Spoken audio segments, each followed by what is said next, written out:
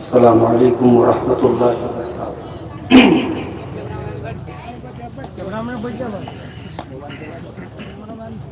الحمد للہ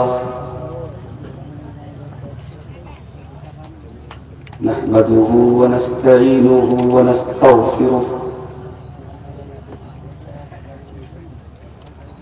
ونعوذ بالله من شرور أنفسنا ومن سيئات أعمالنا، من يهده الله فلا مضل له ومن يضلل فلا هادي له،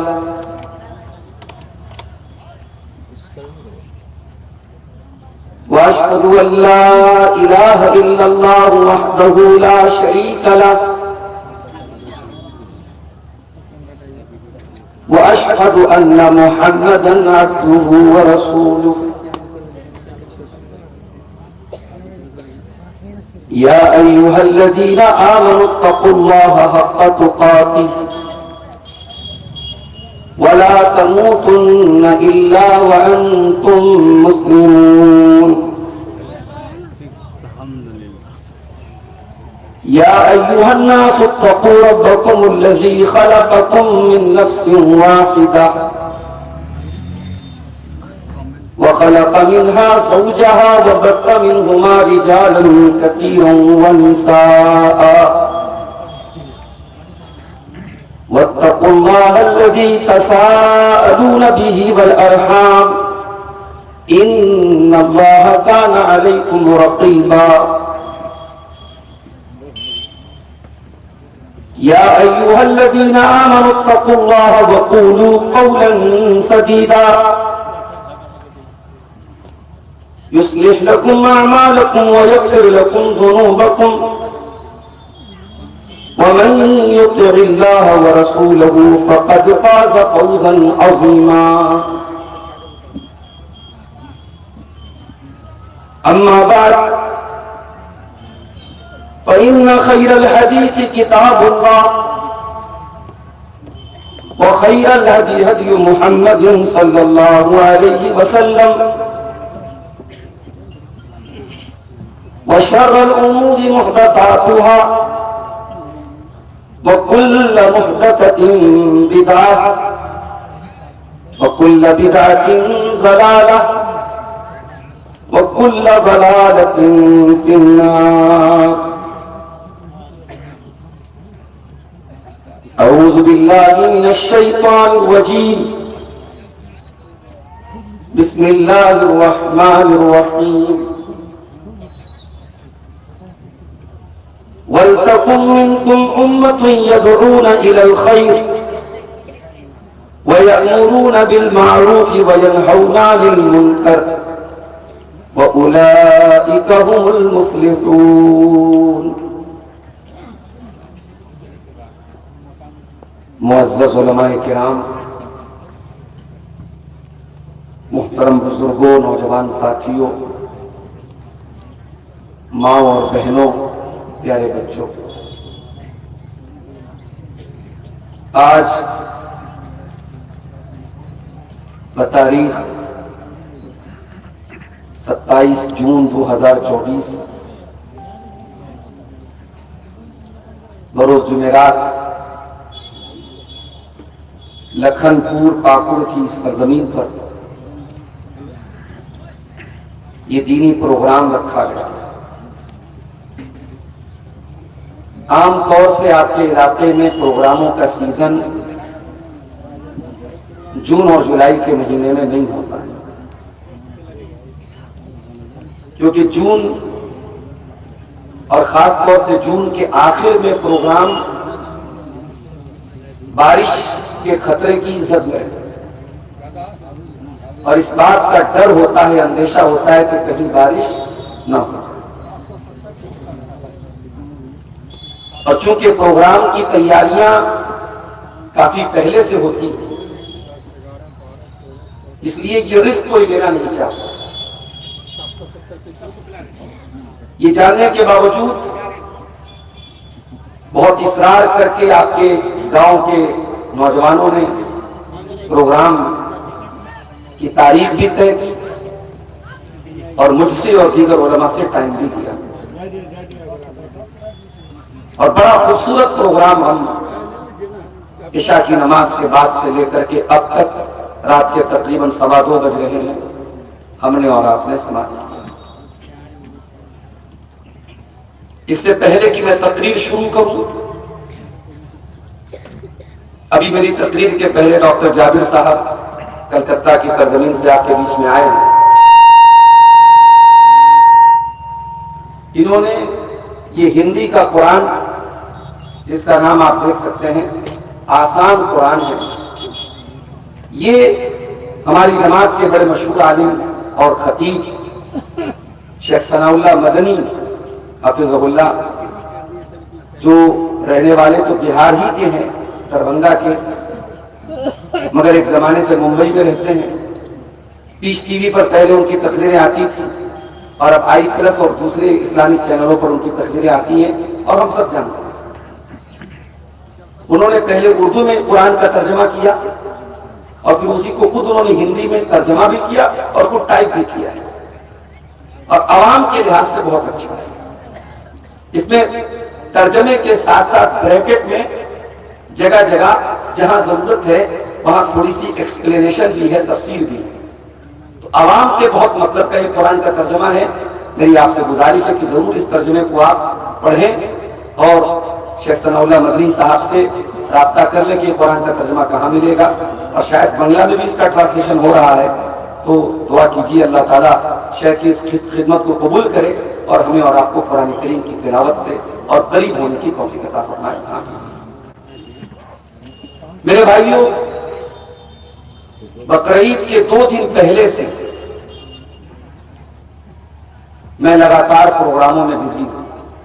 بیچ میں بقرعید کا دن اور اس کے بعد کا ایک دن، 2 دن میں فری تھا، باقی دہلی بنارس کے آس پاس میں اور دور کے بھی سفر میں میں بزی تھا پروگراموں میں، اور ایک پروگرام میں گلا بیٹھ گیا میرا، اور اس دن سے لے کے ابھی تک گلا بیٹھا ہوا ہے۔ ڈاکٹروں سے رابطہ کیا تو انہوں نے کہا کہ آپ ریسٹ لے لیں۔ اب مسئلہ یہ ہے کہ پروگرام جہاں ٹائم دے چکا ہوں وہاں تو جانا ہے۔ آج کا یہ پروگرام لاسٹ ہے، اس کے بعد انشاءاللہ کم سے کم 1 ہفتہ آرام کرنے کا ارادہ ہے، تاکہ گلے کو کچھ سکون ملے۔ گلا بیٹھا ہوا ہے اور اسی میں برابر تقریریں کر رہا ہوں۔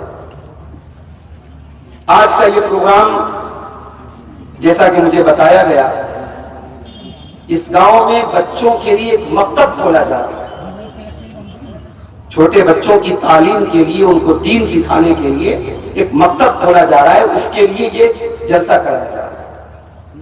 بہت ہی مبارک قدم ہے، اور بڑے خوش نصیب ہیں وہ لوگ جو اس مکتب کو کھول رہے ہیں، اور خوش نصیب ہم سب ہیں جنہوں نے اپنی اپنی حیثیت کے مطابق اس مکتب کے لیے تعاون کیا ہے۔ دعا کیجئے اللہ تعالیٰ اس گاؤں میں اس مکتب کے ذریعے دین کی بیداری پیدا فرما دے، اور گاؤں کے بچے کے اندر دینی تعلیم اور دینی شعور پیدا ہو جائے، اور اس گاؤں کے اندر اگر کوئی بگاڑ ہے، کوئی خرابی ہے، اللہ تبارک و تعالیٰ اس کی اصلاح فرما دے۔ آمین۔ میرے بھائیوں، میں نے آپ کے سامنے جو آیت کریمہ پڑھی ہے، یہ آیت سورہ آل عمران کی آیت ہے، اور اس آیت میں اللہ تعالیٰ نے مسلمانوں کے اندر ایک کمیونٹی، ایک سماج کے اندر ایک گروپ ایسا بھی ہونا چاہیے جو کچھ کام کرے۔ آئیے پہلے آیت کا ترجمہ دیکھتے ہیں، پھر بات کو آگے بڑھاتے ہیں۔ وَلْتَكُن مِّنكُمْ أُمَّةٌ يَدْعُونَ إِلَى الْخَيْرِ، اے مسلمانوں، تمہارے بیچ میں ایک جماعت ایسی بھی ہونی چاہیے، تمہارے بیچ میں ایک کمیونٹی ایسی بھی ہونی چاہیے، تمہارے بیچ میں کچھ لوگ ایسے بھی ہونے چاہیے، یدعون الی الخیر، جو لوگوں کو بھلائی کی دعوت دیں، اچھائی کی دعوت دیں، وَيَأْمُرُونَ بِالْمَعْرُوفِ، اور نیکیوں کا حکم دیں، وَيَنْهَوْنَ عَنِ الْمُنْکَرِ، اور برائیوں سے روکیں، وَأُولَئِکَ هُمُ الْمُفْلِحُونَ، اور ایسا کام کرنے والے لوگ ہی کامیاب ہیں۔ غور کیجیے، اللہ کہہ رہا ہے کہ ایک جماعت ایسی ہونی چاہیے جس کا یہ 3 کام ہے، بھلائی کی دعوت دے، نیکی کا حکم دے اور برائی سے روکے۔ اب ظاہر ہے یہ تینوں کام، اس میں محنت چاہیے، اس میں انرجی چاہیے، اس میں پیسہ چاہیے، اس میں وقت چاہیے۔ اب یہ کام کرے گا کون؟ یا ہر دور میں یہ کام کیا ہے کس نے؟ یہ کام کرتا ہے اور یہ کام کرے گا سماج کا وہ طبقہ جسے ہم نوجوان کہتے ہیں۔ سماج کے اندر نوجوانوں کی ایک جماعت ایسی ہونی چاہیے جس کا یہ 3 کام ہے، بھلائی کی دعوت دینا، نیکی کا حکم دینا اور برائی سے۔ اور ظاہر ہے جو یہ 3 کام کرے گا، وہ بھلائی کی دعوت دے رہا ہے تو پہلے خود بھی اپنے آپ کو نیک بنائے گا، تب تو بھلائی کی دعوت دے گا۔ وہ دوسروں کو نیکی کا حکم دے گا، پہلے خود نیک بنے گا۔ دوسروں کو برائی سے روکے گا، پہلے خود برائی سے بچے گا۔ اسی لیے اللہ تعالیٰ قرآن کے 25ویں پارے میں کیا کہتا ہے؟ وَمَنْ أَحْسَنُ قَوْلًا مِّمَّنْ دَعَا إِلَى اللَّهِ وَعَمِلَ صَالِحًا وَقَالَ إِنَّنِي مِنَ الْمُسْلِمِينَ۔ اس سے بہترین بات کس کی ہو سکتی ہے، اس سے اچھی بات کس کی ہو سکتی ہے جو لوگوں کو اللہ کی دعوت دے اور نیک عمل کرے، اللہ کی طرف دعوت دے اور نیک عمل کرے۔ جو انسان خود برائیوں میں ڈوبا ہو وہ دوسروں کو کیا دعوت دے گا؟ جو خود بے نمازی ہو وہ نماز کی کیا دعوت دے گا؟ جو خود جس کا عقیدہ خراب ہو وہ دوسروں کے عقیدے کو کیا صحیح کرے گا؟ اللہ کہہ رہا ہے اس سے بہترین بات کس کی ہو سکتی ہے جو لوگوں کو اللہ کی طرف دعوت دے، اس کا عمل اچھا ہو، وقال اننی من المسلمین، اور وہ فخر سے کہے میں مسلمان ہوں۔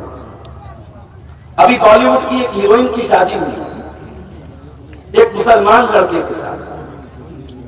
اب صاحب فیس بک کے اوپر، سوشل میڈیا کے اوپر ہمارے مسلمان نوجوان لڑکے بڑی خوشیاں منا رہے ہیں کہ صاحب وہ فلاں ہیروئن کے ساتھ مسلمان لڑکے کی شادی ہے۔ دوسری قوم کے لوگوں کو کا مذاق اڑانے کے لیے یا ان کو نیچا دکھانے کے لیے ہماری قوم کے نوجوان اس پر بڑی خوشی منا رہے ہیں، جبکہ ہم سب جانتے ہیں کہ بالی ووڈ میں جو یہ مسلمان جتنے کام کرتے ہیں یہ بس نام کے مسلمان ہیں۔ ان کے ساتھ خان لگا ہے، ان کے ساتھ اقبال لگا ہے، ان کے ساتھ مسلم ٹائٹل لگا ہے، مگر ان کا کیریکٹر، ان کا کردار، ان کا عقیدہ کچھ بھی اسلامی نہیں ہے۔ ان کے گھر میں پوجا بھی ہو رہی ہے، ان کے گھر میں عید بھی منائی جا رہی ہے، یہ غیر اللہ کے در پہ سر بھی جھکانے والے ہیں، یہ ہاتھ بھی جوڑنے والے ہیں، یہ سب کچھ کرنے والے ہیں، اور ہم صاحب ان کو ان کے اوپر بڑا فخر کرتے ہیں، صاحب فلاں نے مسلمان لڑکے نے ایک ہیروئن کے ساتھ، ہندو اور غیر مسلم ہیروئن کے ساتھ شادی کی۔ قرآن کیا کہہ رہا ہے کہ نیکی کا حکم دینے والا اور اللہ کی طرف بلانے والا اپنے عقیدے پر ناز کرتا ہے اور کہتا ہے اننی من المسلمین، میں مسلمان ہوں۔ جس کو اپنے اسلام پر شرم آتی ہو، جس کو اپنی توحید پر شرم آتی ہو، جس کو اپنی ٹوپی اور اپنے داڑھی پر شرم آتی ہو، وہ کوئی اور کام کر لے، وہ اسلام کا کام نہیں کر سکتا۔ اسلام کا کام وہ کرے جس کو اپنی آئیڈینٹی، اپنی پہچان پر فخر ہو۔ میرے بنارس سے میں اکثر پروگراموں میں 100-200 کلومیٹر دور جانا ہوتا ہے تو کچھ ٹیکسی والے ہیں، کار والے ہیں، ان سے بات کر کے کار لے کے جاتا ہوں۔ ایک دن ایک کار والے سے بات ہوئی کہ بھائی فلاں جگہ جانا ہے، اس نے ڈرائیور کا نمبر مجھ کو دیا کہ مولانا صاحب آپ ڈرائیور سے بات کر لیجیے، چلے جائیں۔ ڈرائیور کا نمبر میں نے جب ڈائل کیا تو ٹرو کالر پر نام آیا شیرو۔ اب شیرو نام ایسا ہے کہ بھائی اس سے یہ تو نہیں لگتا کہ مسلمان کا نام ہے۔ میں نے سوچا کہ ہوگا، ہو سکتا ہے کوئی غیر مسلم ہو۔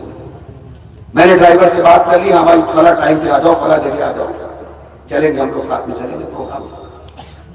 ڈرائیور آیا جب میں نے دیکھا اس کے ہاتھ میں باقاعدہ اسٹیل کا بڑا سا کڑا بھی لگا پہنے ہوئے وہ۔ اب یہ کڑا جو ہے عام طور سے غیر مسلم ہی پہنتے ہیں، مسلمان تو نہیں پہنتے۔ تو میں نے اس سے اس انداز میں بات کی، میں یہ سمجھ کے بات کر رہا تھا کہ وہ غیر مسلم ہے۔ تو پھر بیچ میں کسی کا فون آیا تو اس نے سلام نہیں کر دیا، السلام علیکم۔ میں نے کہا یار یہ کیسا غیر مسلم سلام نہیں کرنا؟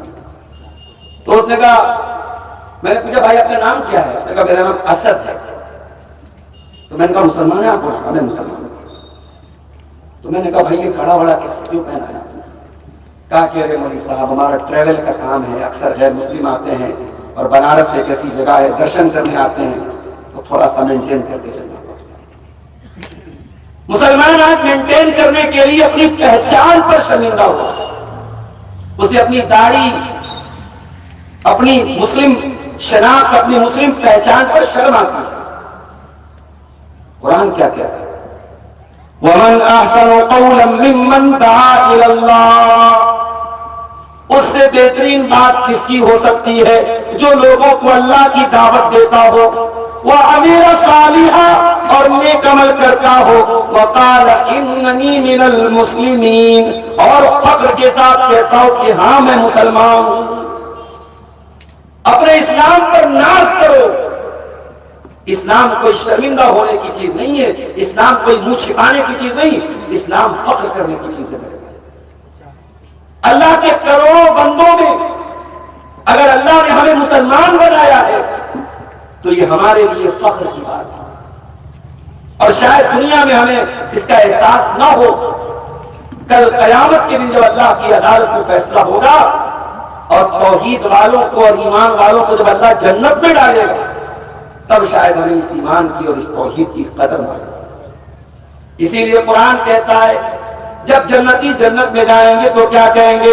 الحمدللہ الذی ہدانا لہذا وما کنا لنہتدی لولا ان ہدانا اللہ۔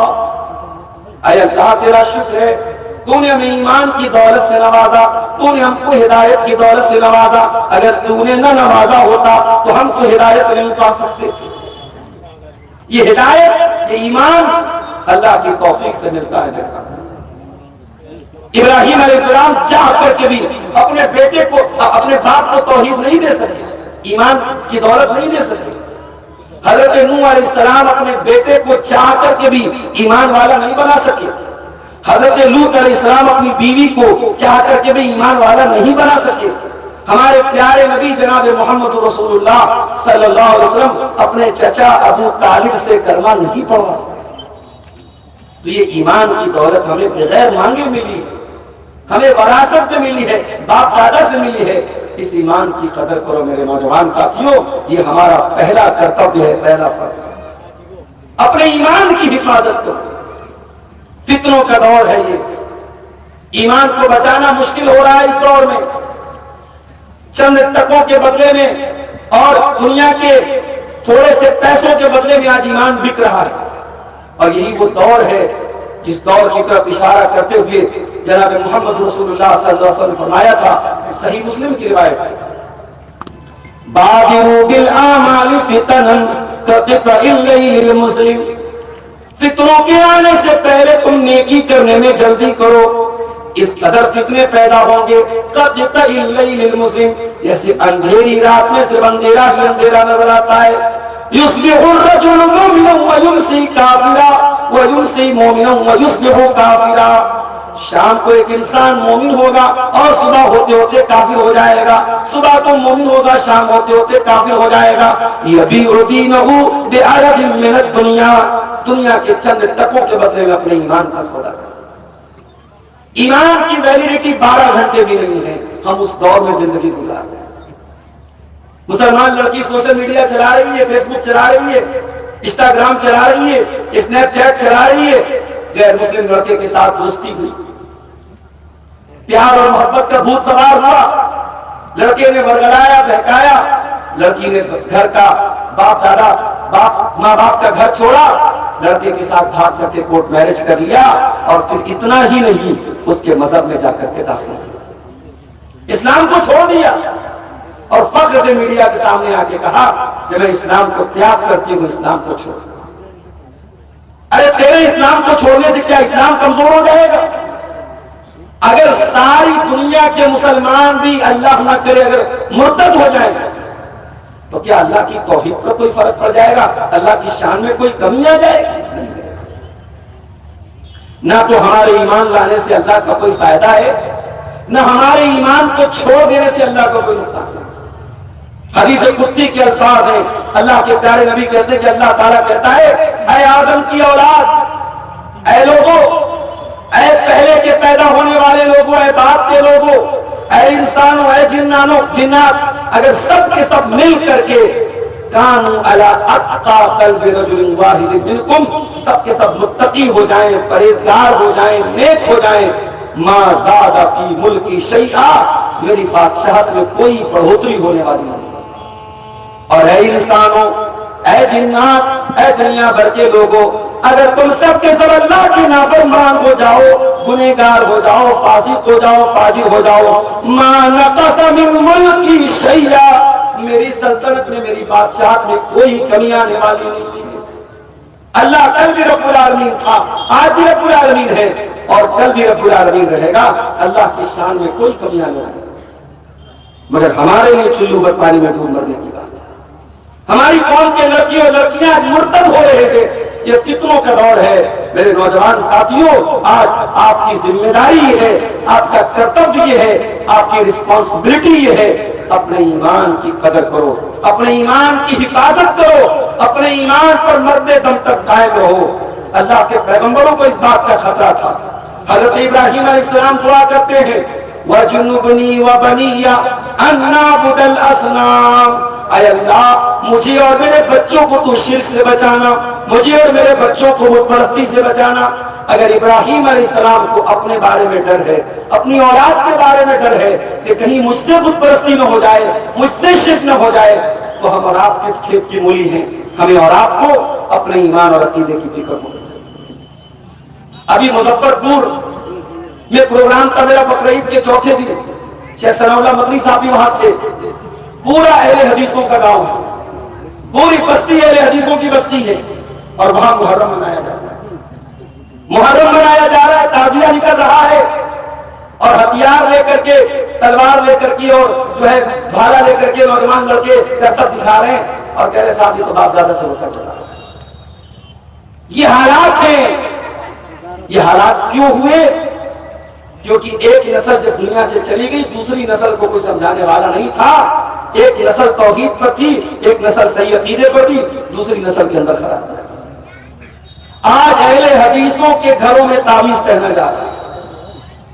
آج کتنے اہل حدیثوں کے گھروں میں آپ جا کے دیکھ لیں، بنگال بہت قریب ہے، کلیا چک میں میرا پروگرام تھا، مکان کی ٹائلز میں نے دیکھا کہ صاحب اجمیر کی درگاہ کا اور بغداد کی درگاہ کا فوٹو لگا ہے۔ میں نے پوچھا بھائی یہ کیا ہے؟ کہا مولوی صاحب ٹائلز بڑا اچھا لگ رہا تھا، میں نے لگا پتا کرنے کی کوشش نہیں کی کس کا سمبل ہے۔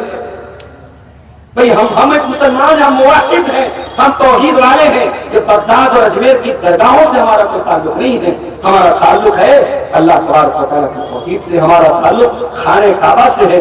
ہم بغداد اور اجمیر کی درگاہوں پہ کی چوکھٹ پہ سر جھکانے والے لوگ نہیں ہیں۔ اپنے ایمان کی حفاظت کرو، اپنی بچیوں کو، اور اسی لیے یہ جو مکتب کھل رہا ہے، میں مبارکباد دیتا ہوں لکھن پور کے لوگوں کو، اور میں آپ سب سے بھی کہتا ہوں ہر گاؤں میں، ہر علاقے میں مکتب ہونا چاہیے۔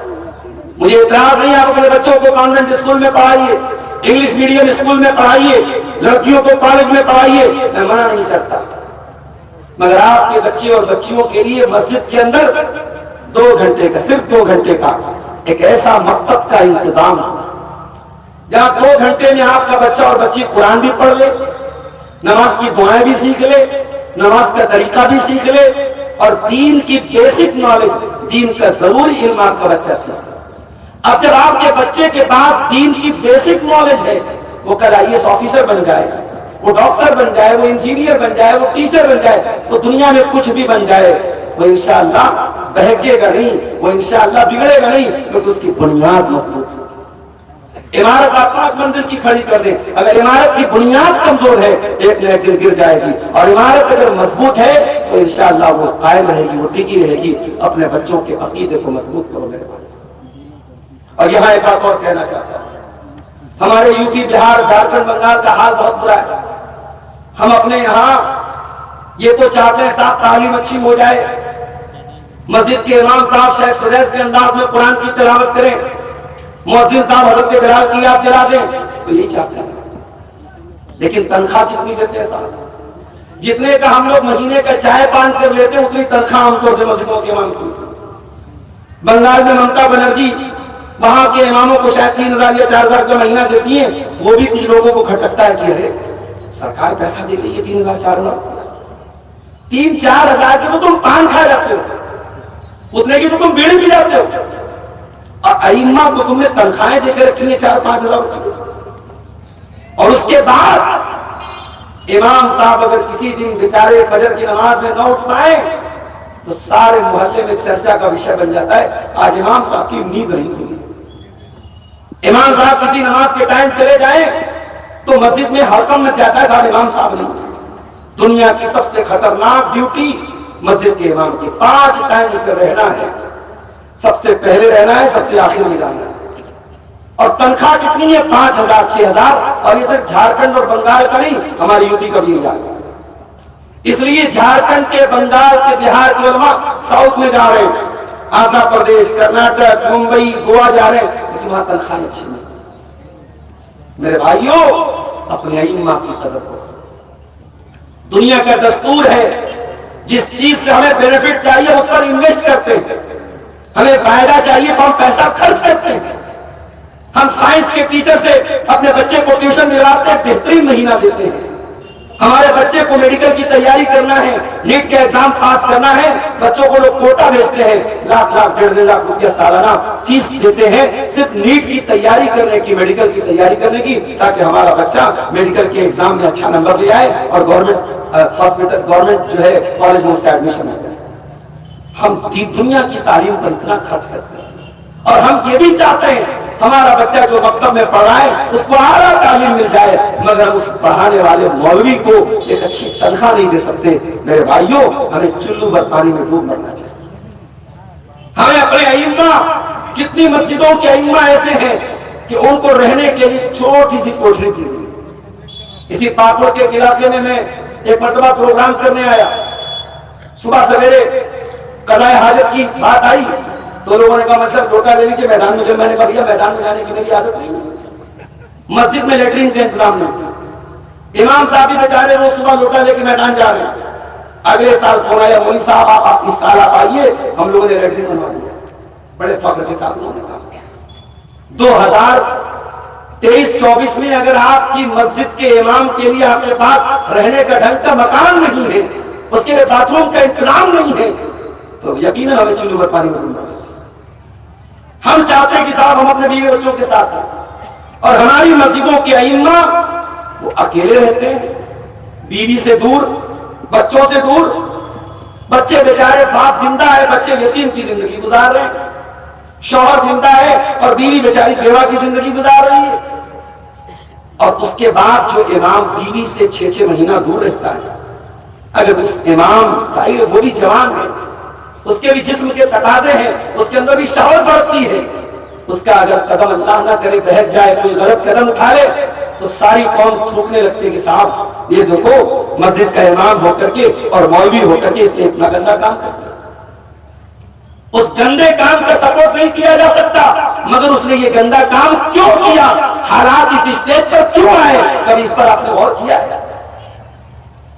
مجھے شرم آتی ہے آج اکثر بڑے بڑے مدرسے جو انڈیا لیول کے مدرسے ہیں، ان مدرسوں میں بھی ٹیچروں کے لیے فیملی کوارٹر کا انتظام ہے. میں نام نہیں لوں گا، لوگ برا مان جائیں گے. جماعت کے بڑے بڑے ادارے، وہاں پڑھانے والا ٹیچر اگر شرط رکھتے کہ صاحب میں فیملی کے ساتھ رہنا چاہتا ہوں، تو مدرسے والے کہتے نہیں صاحب ہمارے لیے آپ کے رہنے کا کمرہ ہے، فیملی کوارٹر کا انتظام نہیں. 6 مہینہ، سال بھر شوہر سے دور، بیوی سے دور شوہر رہتا ہے. کیا یہ برائی نہیں ہے؟ کیا یہ فتنہ نہیں ہے میرے بھائیوں؟ اس لیے میرے بھائیوں، آپ نے مکتب کھولا ہے، آپ نے مدرسہ کھولا ہے، آپ نے مسجد بنائی ہے، تو آپ اپنے امام کے لیے، اپنے جو ہے مکتب کے ٹیچر کے لیے اچھی سیلری دیجیے اور اس کو بہترین سہولتیں جو آپ دے سکتے ہیں. ابھی ایک نیوز آئی تھی رمضان میں، گجرات میں کسی حافظ صاحب کو تراویح پڑھانے کے بعد 4 ویلر ملی تھی، ان کا فوٹو آیا تھا 4 ویلر کی چابی کے ساتھ. بعض لوگوں کو بڑا گھیرا گزرا کہ صاحب تراویح پڑھانے والے کو 4 ویلر دے دی گئی، ان کو بڑی عجیب بات لگ گئی. بیچارہ وہ روزانہ یاد کر کر کے 2 پارہ 3 پارہ تراویح پڑھاتا ہے، پورے مہینے تھکتا ہے. اگر اس کی حوصلہ افزائی کے لیے کروڑپتی لوگ اگر انہوں نے کار دے دی، کون سا بہت بڑا کمال کر دیا. تو میرے بھائیوں، اپنے علماء کے اوپر بھی خرچ کرنے کا جذبہ ہے. اپنے علماء کے لیے اپنا دل چھوٹا مت کرو. ان علماء پر خرچ کرنا بھی آپ کے مال میں ان علماء کا بھی حق ہے. اگر وہ ضرورت مند ہے، آپ کو ان کے اوپر اپنا مال خرچ کرنا چاہیے. تو میرے نوجوان ساتھیوں، پہلی ذمہ داری ہماری یہ ہے کہ اپنے ایمان کی ہم حفاظت کریں. دوسری ذمہ داری، یہ دور بڑا خراب دور ہے، بڑا نازک دور ہے، فتنوں کا دور ہے.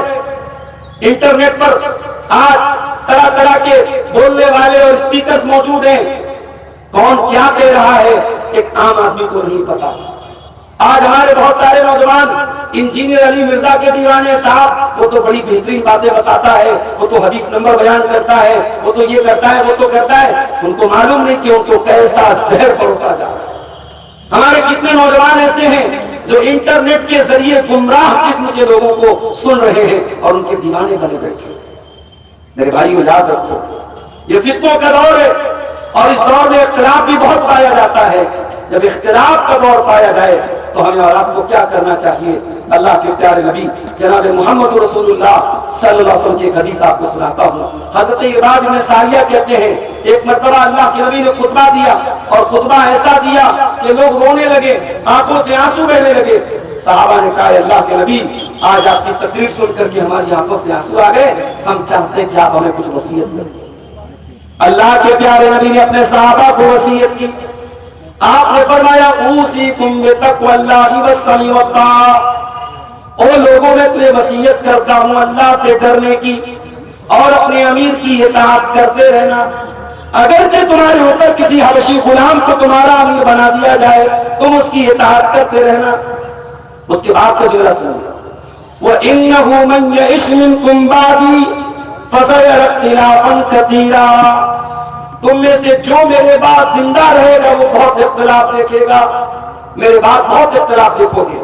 تو جب اختلاف کا زمانہ آ جائے، فَعَلَيْكُمْ بِسُنَّتِي وَسُنَّتِ الْخُلَفَاءِ الرَّاشِدِينَ الْمَهْدِيِّينَ. تو میری سنت کو تھام لینا اور میرے خلفاء راشدین کی سنت کو تھام لینا. نبی کی سنت کو تھام لو، نبی کے طریقے پر چلو. میرے نوجوانوں، یہ آپ کی ذمہ داری ہے. بھٹکانے والے بھٹکائیں گے، بہکانے والے بہکائیں گے. ابھی ایک بیان آیا علامہ البانی کے بارے میں. نصاب علامہ البانی کی تحقیق بہت مضبوط نہیں ہے. علامہ البانی کے صحیح کہہ دینے سے کوئی حدیث صحیح نہیں ہو جاتی. علامہ البانی کے صحیح کہہ دینے سے کوئی حدیث صحیح نہیں ہو جاتی. تمہیں پتا بھی ہے علامہ البانی کون ہے؟ علامہ البانی وہ عالم ہے کہ اس دور کے بہت بڑے عالم علامہ عبدالعزیز بن باز رحمۃ اللہ علیہ کہتے ہیں کہ میں نے اس آسمان کے نیچے اپنی زندگی میں علامہ البانی سے بڑا حدیث کا عالم نہیں. علامہ البانی کوئی معمولی عالم نہیں ہے، چند کتابیں پڑھ کے وہ عالم نہیں بن گئے. انہوں نے اگر حدیث کو صحیح کہا ہے تو حدیث کی ساری سند کو سامنے رکھ کر کے صحیح کہا. اگر انہوں نے حدیث کو صحیح کہا ہے، حدیث کے ساری سند اور سند کے سارے راویوں کو سامنے رکھ کر کے صحیح کہا ہے. اور ایسا نہیں کہ علامہ البانی کو ہم معصوم مانتے ہیں.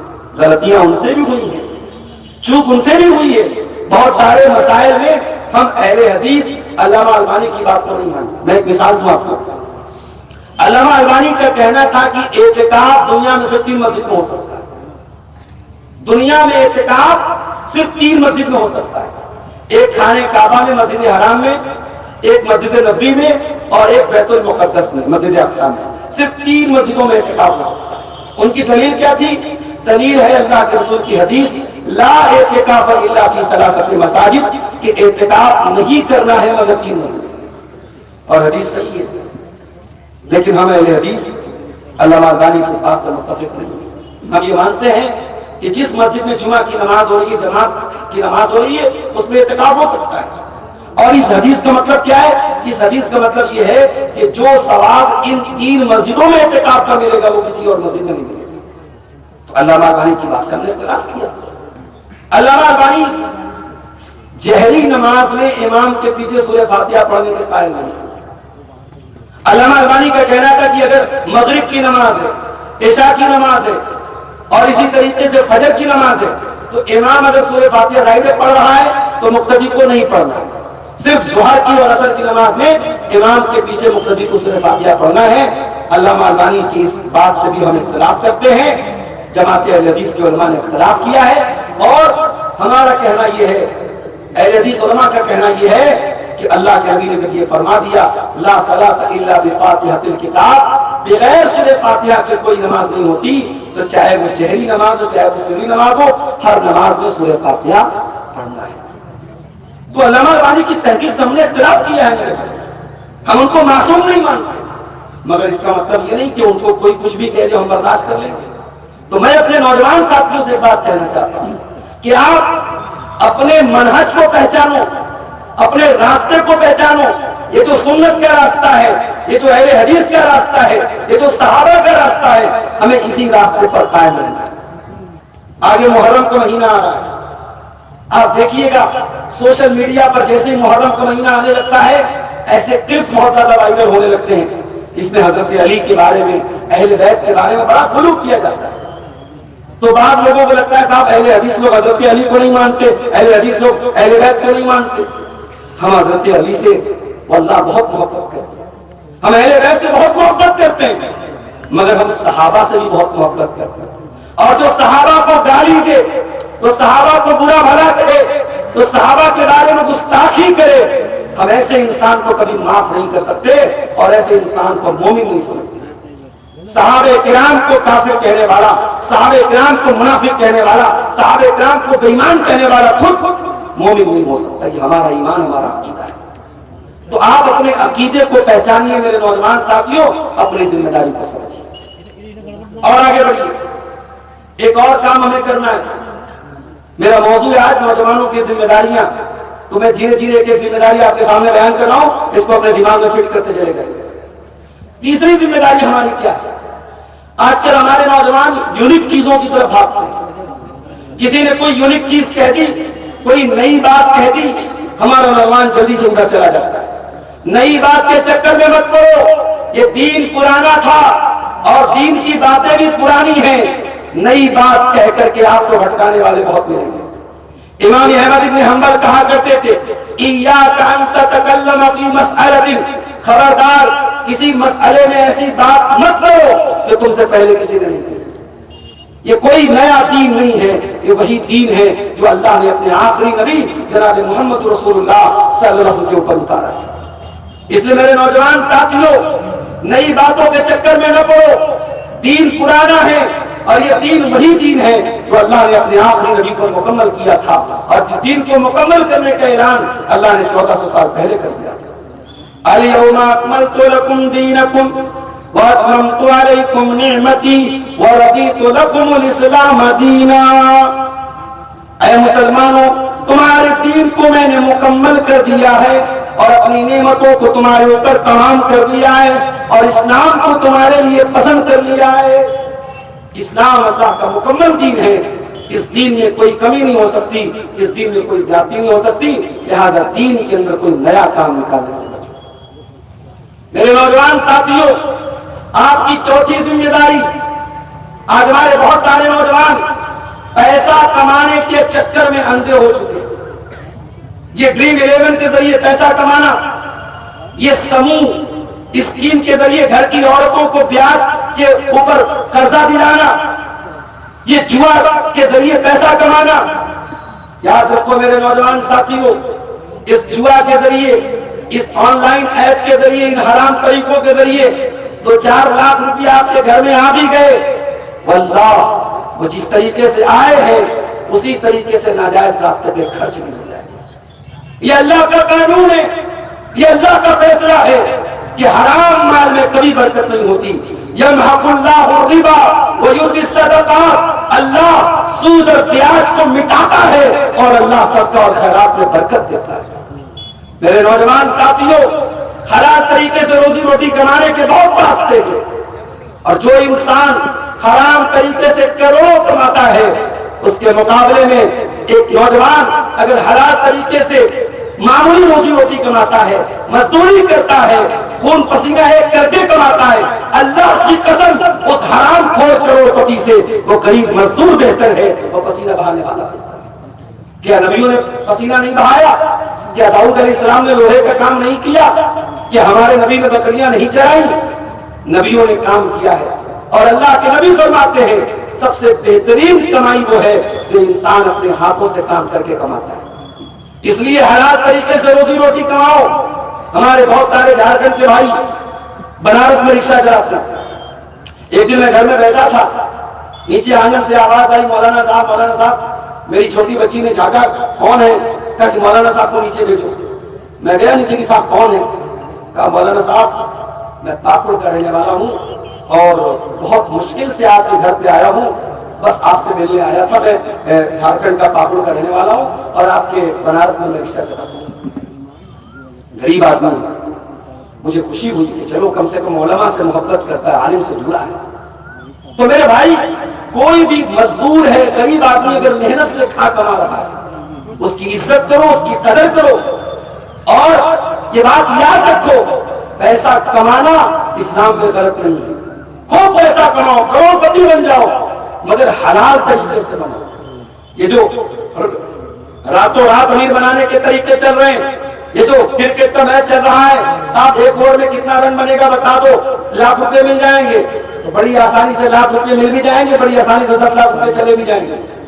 کتنے کیس دیکھے میں نے کہ ان آن لائن ایپس کے چکر میں ماں کے کہنے تک بچوں نے بیچ ڈالے، اپنے گھر تک کو گروی رکھ ڈالا، یہاں تک کہ اپنے گھر کی عزتوں تک کا سودا کر دیا۔ اس لیے حرام طریقے سے پیسے نہ کماؤ میرے بھائی۔ اللہ کے پیارے نبی نے فرمایا تھا، یاتی علی الناس زمان لا یبال المرء من این اخذ الحلال من این اخذ المال ام من حلال ام من حرام۔ ایک ایسا زمانہ لوگوں پر آنے والا ہے جب لوگ مال کمانے کے چکر میں اندھے ہو جائیں گے، اس بات کی پرواہ نہیں کریں گے کہ مال حلال طریقے سے آ رہا ہے یہ حرام طریقے سے آ رہا ہے۔ میرے بھائیو یاد رکھو، جتنا بھی مال کما لو ایک دن چھوڑ کے جانا ہے۔ جس دن سانسوں کی ڈور تھمے گی، جس دن دل کی دھڑکن بند ہو جائے گی، جس دن روح نکل جائے گی، اس دن یہ سارا مال دوسروں کا ہو جائے گا، یہ ساری پراپرٹی دوسروں کی ہو جائے گی، اور خالی ہاتھ آپ کو دنیا سے جانا پڑے گا۔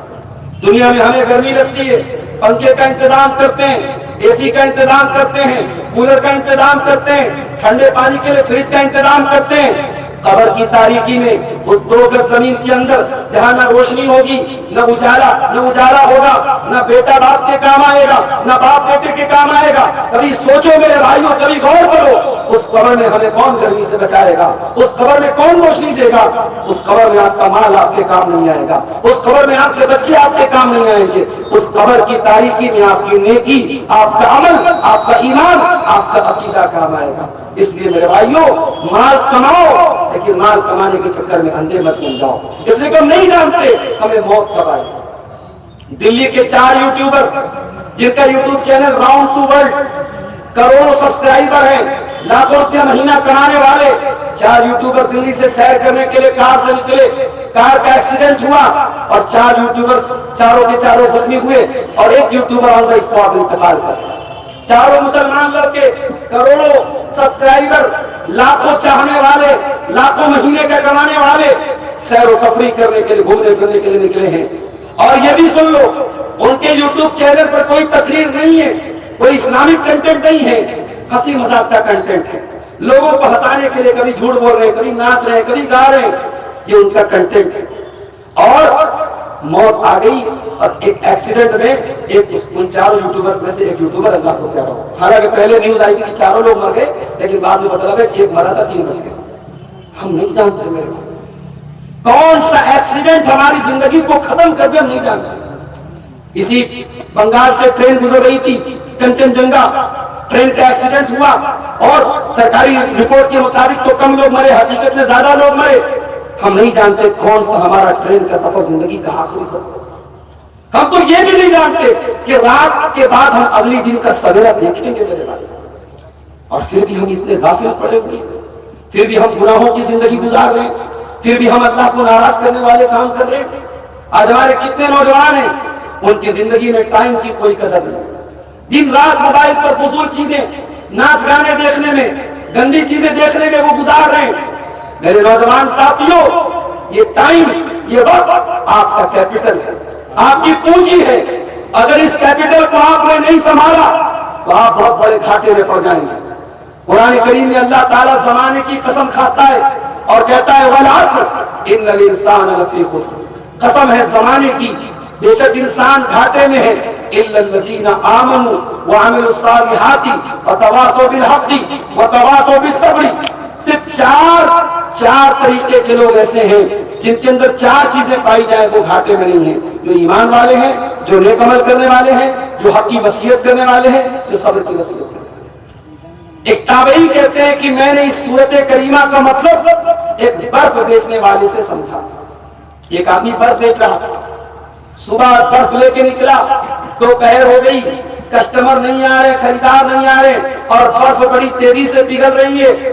تو وہ برف بیچنے والا کہنے لگا، چلانے لگا کہ اے لوگوں، میرے برف کو خرید لو، اس کے پہلے کہ میرا کیپٹل ڈوب جائے، میری پونجی ڈھل جائے، میرا برف پگھل جائے، میرا برف خرید لو۔ میرے نوجوان ساتھیوں، اس طریقے سے برف دھیرے دھیرے پگھلتی ہے، ہماری زندگی بھی برف کی طرح ڈل رہی ہے۔ زندگی کا ہر ایک دن، ہر نیا سال ہماری زندگی سے ایک دن کو کم کر رہا ہے۔ ہم تو صاحب اپنی زندگی کا ایک سال پورا ہونے پر برتھ ڈے منا رہے ہیں، کیک کاٹ رہے ہیں، لوگوں کو مبارکباد دے رہے ہیں۔ اب تو مسلمانوں میں بھی برتھ ڈے منانے کا کلچر بہت تیزی سے بڑھ رہا ہے۔ اب تو بچوں کا برتھ ڈے منا کر کے مائیں جو ہے اسٹیٹس لگاتی ہیں، آج میرے بچے کا برتھ ڈے ہے، باپ بڑی خوشی سے لا کے کیک دے رہا ہے۔ ارے نادان، تو بچے کو کیا سکھا رہا ہے؟ تو بچے کو کیا سکھا رہا ہے؟ بچے کی زندگی میں اگر ایک سال اور کم ہو رہا ہے، بچہ آج 15 سال کا ہو گیا، 14 سال کا ہو گیا، تو بچے کو دعائیں سکھاؤ، بچے کو بتاؤ کہ بیٹا تم بڑے ہو گئے ہو، تمہاری زندگی میں اب ایک سال اور کم ہو گیا ہے، تم اللہ کے اور قریب ہونے کی کوشش کرو، بجائے اس کے ہم کیک کاٹیں۔ کچھ لوگ بیچارے سالگرہ مناتے ہیں، اینیورسری مناتے ہیں، بیوی سے شادی والے تاریخ میں، شادی والے دن میں بیوی کو لے کے گھمانے پھرانے لے کے جاتے ہیں۔ بیوی کو گھمانا غلط نہیں ہے، بیوی کو ریسٹورنٹ میں کھانا کھلانا غلط نہیں ہے، بیوی کے ساتھ پیار محبت کرنا غلط نہیں ہے، مگر اس کے لیے کوئی سال کا دن خاص مت کرو میرے بھائی۔ یہ ہمارا کلچر نہیں ہے، یہ ہماری تہذیب نہیں ہے، یہ سور کھانے والوں کی تہذیب ہے، یہ شراب پینے والوں کی تہذیب ہے، یہ ننگے رہنے والوں کی تہذیب ہے، یہ انتہائی گھٹیا اور انتہائی خسیس اور زانی اور بدکار لوگوں کی تہذیب ہے، ہماری اسلام کی تہذیب نہیں ہے۔ میرے نبی اپنی بیویوں سے بہت محبت کرتے تھے۔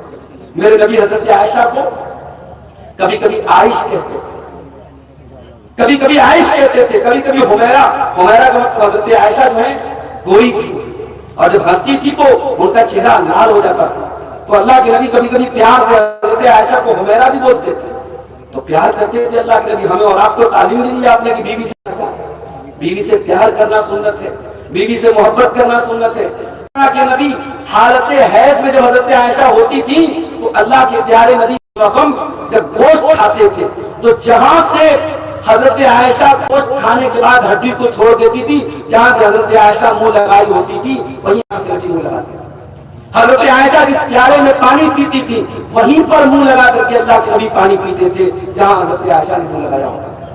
بیوی سے محبت کرنا ہمارے نبی کی سنت ہے، مگر اینیورسری منانا، سالگرہ منانا اور پبلک پلیس پر لوگوں کے سامنے بیوی کے ساتھ رومانس کرنا، یہ اسلام کی تہذیب نہیں ہے۔ اپنی تہذیب اور اپنے کلچر کو پہچانو میرے پیارے ساتھی۔ آج ہمارا نوجوان برتھ ڈے منا رہا ہے، نیا سال منا رہا ہے، ارے تیری زندگی تو برف کی طرح گل رہی ہے، ایک اور اینٹ گر گئی دیوار حیات سے، ناداں یہ کہہ رہا ہے نیا سال مبارک۔ تیری زندگی کی دیوار سے ایک اینٹ اور گر گئی، تیری زندگی میں تو موت سے اور قریب ہو گیا، اور تو نیا سال منا رہا ہے، تو برتھ ڈے منا رہا ہے۔ نہیں میرے نوجوان ساتھیوں، اپنی زندگی کی قدر کرو۔ ابھی ہم نے قربانی کا تہوار منایا، قربانی کرنے کے ٹائم ہم نے جب جانوروں کی گردن پہ چھری چلائی تو ہم نے ایک دعا پڑھی۔ کیا دعا پڑھی؟ ان صلاتی و نسکی و محیای و مماتی للہ رب العالمین۔ میری قربانی اللہ تعالیٰ کے لیے، میری نماز اللہ تعالیٰ کے لیے، میری زندگی اللہ تعالیٰ کے لیے، میری موت اللہ تعالیٰ کے لیے۔ میری زندگی کا مقصد تیرے دین کی سرفرازی، میں اسی لیے مسلمان، میں اسی لیے نمازی۔ میرے نوجوان ساتھیوں، زندگی کا مقصد صرف کھانا کمانا اور انجوائے کرنا نہیں ہے، زندگی اللہ کو راضی کرنے کے لیے ملی ہے۔ زندگی کے ایک ایک منٹ کا صحیح استعمال کرو، حلال طریقے سے پیسے کماؤ، جائز طریقے سے پیسے کماؤ، حرام طریقے سے پیسے مت کماؤ۔ میرے نوجوان ساتھیوں، ایک ذمہ داری آپ کی اور بھی بنتی ہے، اور وہ ذمہ داری اپنی شرمگاہ کی حفاظت کرنا، اپنے آپ کو شرمگاہ کے فتنے سے بچانا. یہ دور اس اعتراض سے بھی بڑا نازک دور ہے کہ آج نکاح کرنا مشکل ہے اور زنا کرنا آسان ہے. آج آپ بڑے بڑے شہروں میں چلے جائیں, قدم قدم پر آپ کو ایسے ہوٹل مل جائیں گے جہاں ایک نوجوان لڑکا اور لڑکی جا کر کے زنا کر سکتے ہیں, کوئی روکنے والا کوئی ٹوکنے والا نہیں ہے. لیکن نکاح کرنے کے لیے ہزاروں بندشیں. ابھی ایک لڑکے نے مجھے میسج کیا کہ مولانا آپ تقریر کرنے جا رہے ہیں, ذرا اس پر بھی بیان کیجیے گا. ہمارے یہاں شادی کے 3 دن پہلے ہلدی کی رسم ہوتی ہے.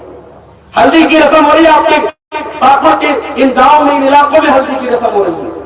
پورا فنکشن ہو رہا ہے, لڑکیاں پیلے پیلے کپڑے پہن رہی ہیں اور پوری ایک دعوت ہو رہی ہے. یہ کہاں سے آیا میرے بھائی؟ انگیجمنٹ کے نام پہ, منگنی کے نام پر پوری ایک دعوت ہو رہی ہے. یہ رسمیں کہاں سے آئی؟ ہم نے نکاح کو اتنا مشکل بنا دیا.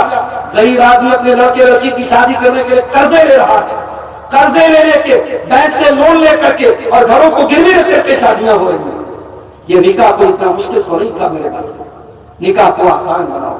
اللہ کے پیارے نبی نے فرمایا ان اعظم النکاح برکتن ایسرہ مؤونتن, سب سے زیادہ برکت اس نکاح میں ہوتی ہے جس میں سب سے کم خرچ کیا جائے.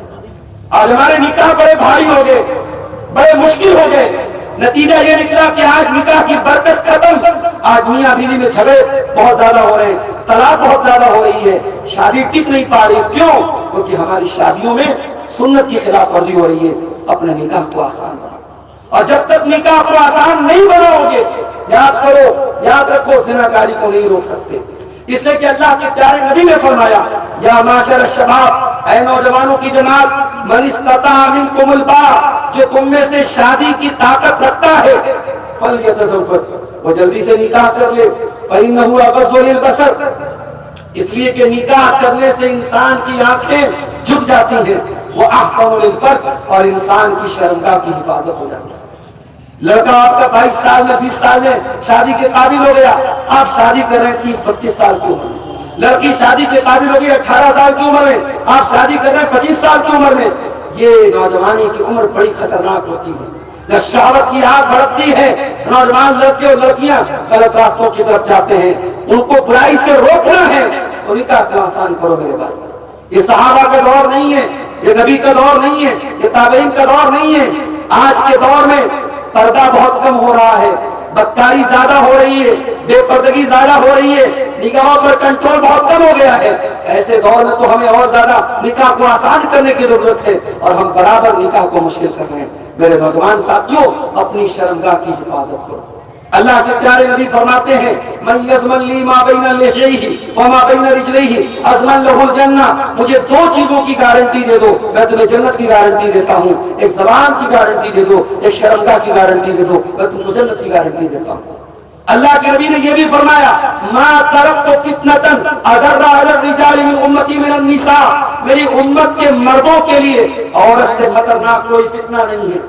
عورت فتنہ بن جاتی ہے مردوں کے لیے.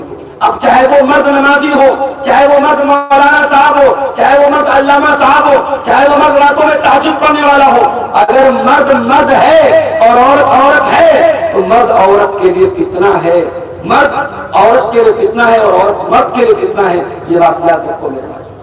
اسی لیے اللہ کے نبی نے فرمایا لا یخلون رجل بامرأۃ, کوئی مرد کسی عورت کے ساتھ اکیلے میں نہ رہے, تنہائی میں نہ رہے, ورنہ الا وسالسہم الشیطان, وہاں کوئی تیسرا شیطان رہتا ہے.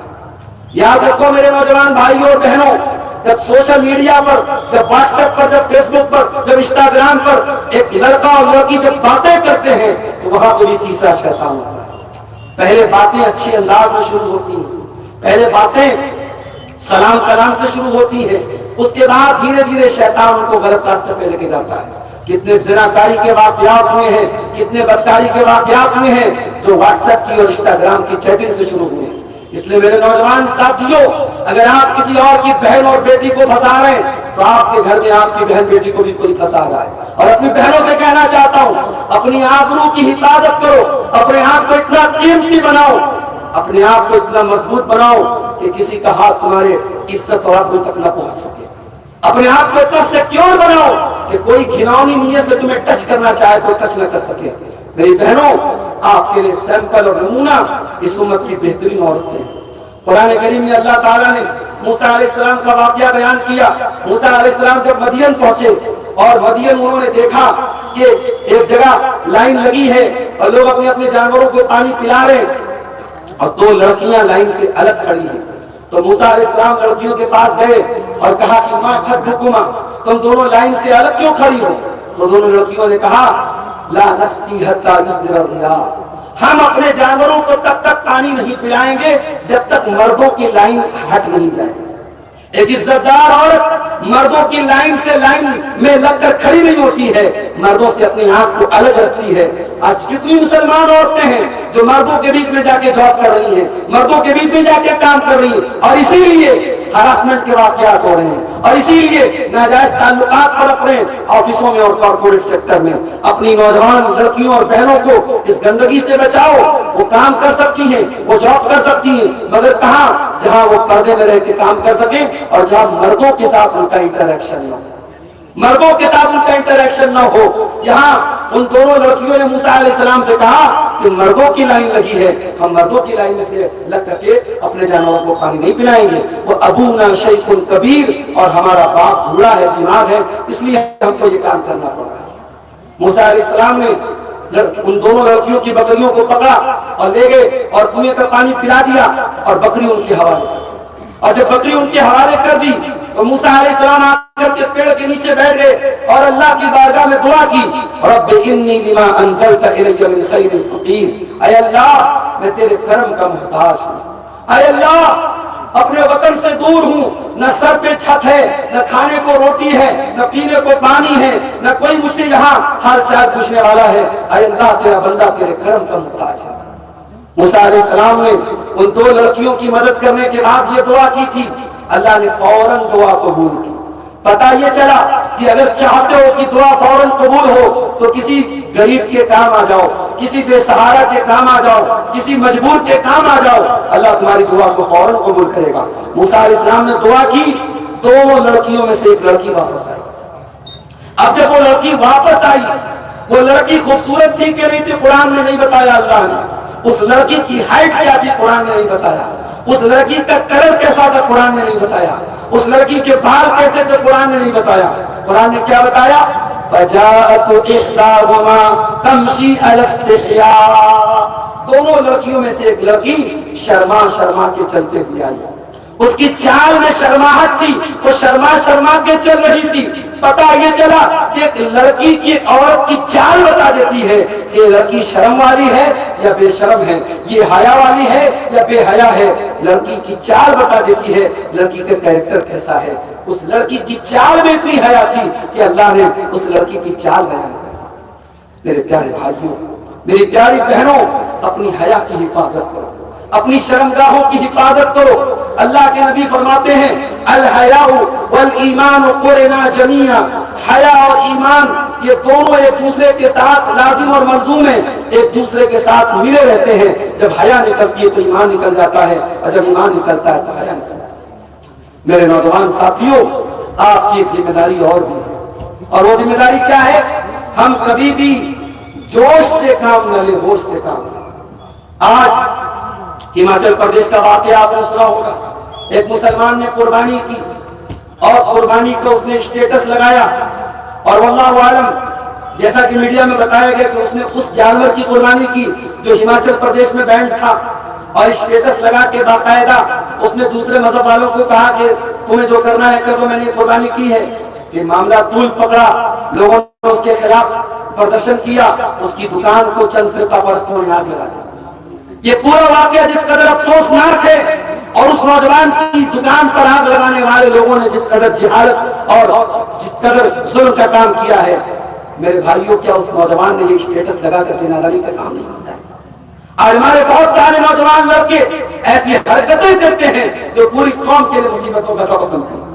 اسی لیے میں کہتا ہوں سوشل میڈیا کا استعمال بہت خوب کر کے کرو. یہ دور وہ دور ہے جب ہماری ایک ایک ایکٹیویٹی سوشل میڈیا پر کیا جانے والے ایک ایک پوسٹ ٹریک ہو رہا ہے. ہم کوئی ایسا کام نہ کریں جس سے ہماری کمیونٹی، ہماری پوری قوم، ہمارا سماج، ہمارے ماں باپ اور خود ہم پریشانی میں پڑ جائیں. اللہ قرآن میں کہتا ہے کہ ایمان والا جو ہوتا ہے، اللہ نے فرمایا کہ ان جاءکم فاسقٌ بنبإ فتبینوا، اے ایمان والو جب بھی تمہارے پاس کوئی خبر لے کر کے آئے تو تم تحقیق کر لیا کرو۔ آج کتنی جھوٹی خبریں۔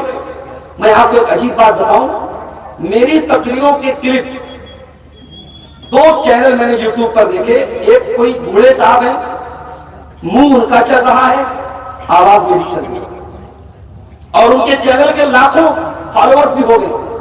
ان کے چینل پر زیادہ تر ویڈیوز پہ آواز میری ہے، کنٹینٹ میرا ہے، تقریر میری ہے، اور منہ ان کا چل رہا ہے۔ اب لوگ کیا سمجھ رہے ہیں، صاحب یہ تو بڑے میاں بول رہے ہیں، جبکہ وہ آواز میری ہے۔ اسی طریقے سے ایک اور میں نے چینل پہ دیکھا کہ ایک نوجوان لڑکا ہے، وہ بھی میری آواز اور میری تقریر کو ہونٹ وہ ہلا رہا ہے، آواز میری آ رہی ہے، اور اتنا ہی بیک گراؤنڈ بھی اس نے ٹی وی پر آنے والے کچھ سیریلز کا اور کچھ کامیڈی شو کا بنا دیا ہے، اور ایسا لگ رہا ہے صاحب بڑے بڑے بالی ووڈ کے سیلیبریٹی اس کی تقریر کو سن رہے ہیں۔ تو یہ سب دھاندلی چل رہی ہے۔ آج اے آئی کا دور ہے، آرٹیفیشل انٹیلیجنس کا دور ہے۔ ڈاکٹر جاوید صاحب میرے بازو میں بیٹھے ہیں، ان کی آواز کو کمپیوٹر میں ڈال کر کے دوسرے آدمی کے منہ سے سیم ان کی آواز کو نکالا جا سکتا ہے، اور انہی کی آواز میں ان کی تصویر کے ذریعے، ان کے ویڈیو کے ذریعے غلط چیزیں منہ سے نکلوائی جا سکتی ہیں۔ ایک ایسے دور میں ہمارا آپ زندگی گزار رہے ہیں، اور ہم اور آپ اندھے گونگے بہرے بن کر کے سوشل میڈیا کا استعمال کر رہے ہیں، کچھ بھی پوسٹ کر رہے ہیں، کچھ بھی ڈال رہے ہیں۔ نہیں میرے بھائیو، جوش سے نہیں ہوش سے کام لو، اپنی ذمہ داری کو سمجھو، ایک ذمہ دار ناگرک بنو، ایک ذمہ دار مسلمان بنو۔ اور اگر آپ دین کے نام پر، اسلام کے نام پر بھی کوئی چیز سوشل میڈیا پر ڈال رہے ہیں تو پہلے تحقیق کر لیجیے۔ بہت ساری موضوع روایتیں، بہت ساری من گھڑت حدیثیں آج سوشل میڈیا پہ چل رہی ہیں، اور ہمارے اہل حدیث نوجوان اس کو شیئر کر رہے ہیں۔ آپ علماء سے کانٹیکٹ کریے، آپ اپنے علاقے کے علماء سے کانٹیکٹ میں رہیے، اپنی مسجد کے امام سے کانٹیکٹ میں رہیے، اور ان سے پوچھیے کہ یہ حدیث صحیح ہے کہ نہیں، اور جب تک کنفرمیشن نہ ہو جائے کسی بھی حدیث کو آپ اس طریقے سے شیئر نہیں کیجیے۔ اور آگے بڑھیے۔ ہمارے نوجوانوں کی ذمہ داری اور بھی ہے، اور وہ ذمہ داری یہ ہے کہ وہ اپنے والدین کی عزت کریں، اپنے والدین کی خدمت کریں۔ آج ہم یہ بھی دیکھ رہے ہیں سماج کی بڑی سیوا ہو رہی ہے، بڑے بڑے جلسے اور پروگراموں میں جایا جا رہا ہے، اور گھر میں ماں سے ڈھنگ سے بات بھی نہیں کر رہا ہے، باپ کے ساتھ بدتمیزی کر رہا ہے، ماں باپ کے ساتھ جھگڑا کر رہا ہے۔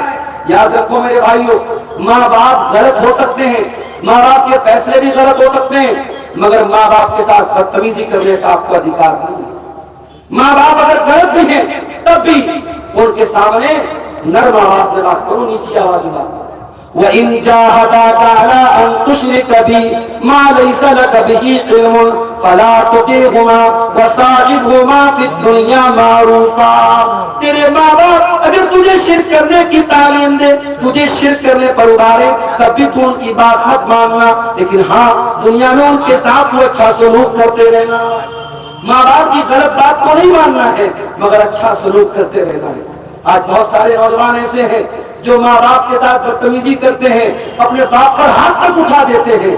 یاد رکھو میرے بھائیو، اللہ کے پیارے نبی نے فرمایا قیامت کے دن 3 ایسے بد نصیب لوگ ہوں گے، نہ تو اللہ تعالیٰ ان کو دیکھے گا، نہ ان کو پاک صاف کرے گا، نہ ان کی طرف نظر رحمت کرے گا۔ وہ کون 3 لوگ ہوں گے؟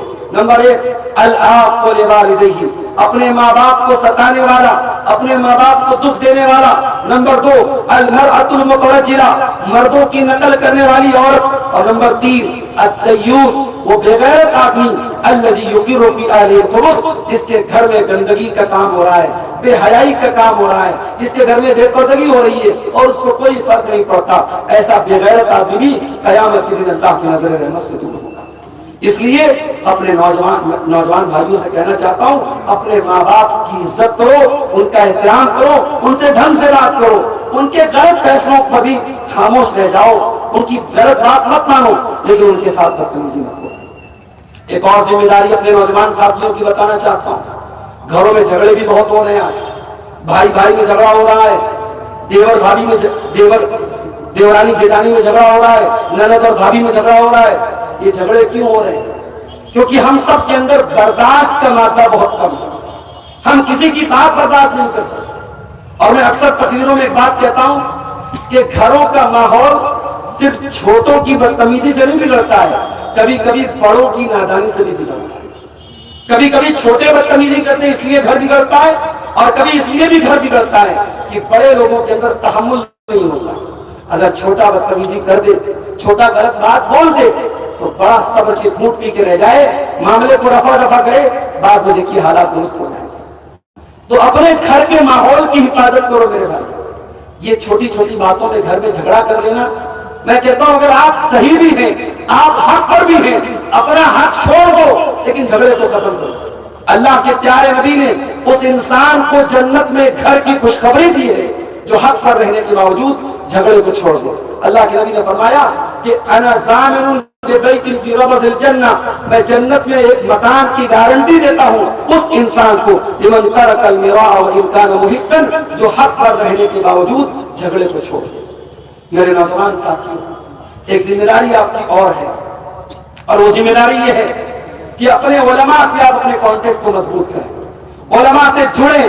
جب آپ علماء سے جڑیں گے تو آپ کو پتا چلے گا کہ زمانے کے فتنے کیا ہیں, زمانے میں کون کون سی برائیاں اور کون کون سی ایسی چیزیں جن کو آپ کو اوائڈ کرنا چاہیے.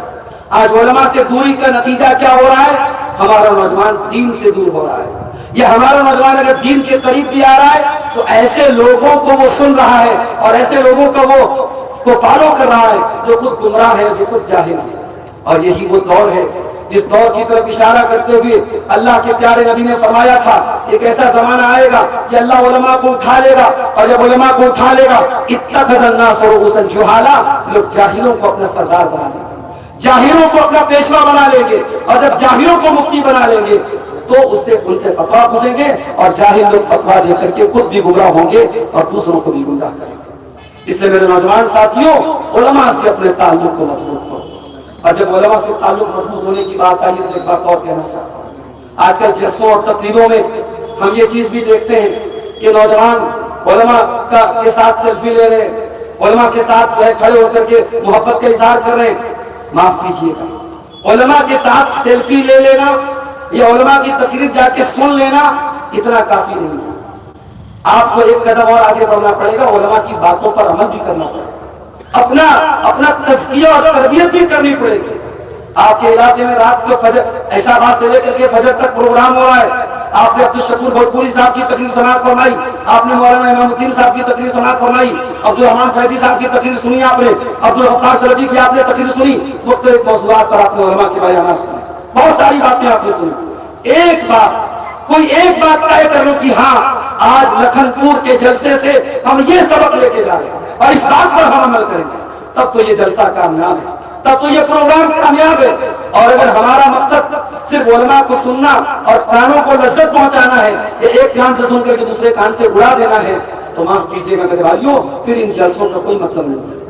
اللہ کے پیارے نبی جناب محمد رسول اللہ صلی اللہ علیہ وسلم نے حضرت علی سے کہا تھا لَأَن يَهْدِيَ اللَّهُ بِكَ رَجُلًا خَيْرٌ لَكَ مِنْ حُمْرِ النَّعَمِ. اے علی, تیرے ذریعے اللہ تعالیٰ کسی ایک انسان کو ہدایت دے دے, یہ تیرے لیے سرخ اونٹوں سے بہتر ہے. میرے عزیزوں, آج اس پورے جلسے میں کوئی ایک بے نمازی بن جائے, کوئی ایک زناکاری کے راستے پر جانے والا اپنی حرکتوں سے باز آ جائے, کوئی ایک شراب اور نشے میں ڈوبا رہنے والا انسان اپنے نشے سے باز آ جائے, میں سمجھتا ہوں کہ ہم سارے علماء کی اور جلسہ کرانے والے سارے منتظمین کی محنت انشاءاللہ کامیاب ہو جائے.